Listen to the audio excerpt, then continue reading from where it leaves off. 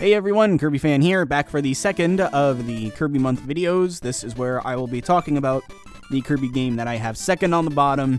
If you like this game, of course, more power to you. I think, similar to Avalanche, I think this game is okay. And that game is, drumroll please, Kirby's Pinball Land for the Game Boy. This is the third Kirby game.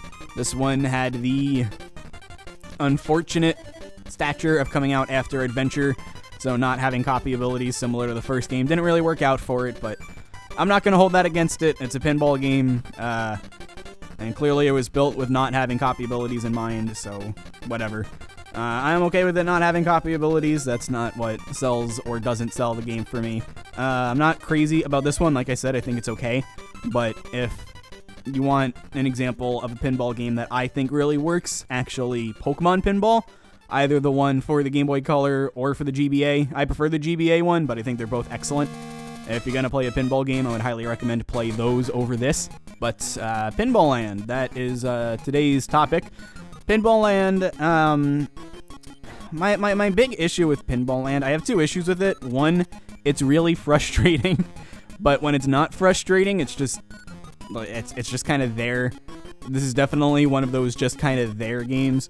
I think the course design, I think, is pretty good. It's just the natural issue with pinball just kind of being frustrating. I think the physics in this one are a little bit off, and I think that's where a lot of the frustration comes from, but it's not brutally difficult. It's going to take you some time, but once you get used to it, I'm sure if you're efficient at Pinball Land, I don't really care about Kirby's Pinball Land speedrunning or anything, but I'm sure the world record for this is like 10 minutes, 15, if not even less. I'm just saying 10, 15 to be in a general ballpark, but this is not, if you're really good at pinball and you're really good at Pinball Land, this is a very easy game to get through super fast. And I guess in that regard, it has appeal to see how quickly you can beat it. But to me, just as somebody who picks the game up and plays it, it's all right. It's okay. The only thing that's really stand out about it to me are the boss fights. I think the boss fights are very good. I think they were improved in not only later spin-offs that would have boss fights. Block Ball, for example, has boss fights, and I think the boss fights in that game are actually a lot better than the boss fights in this game. But also it would be improved in Brawl Ball, I believe it's called, in Kirby Mass Attack.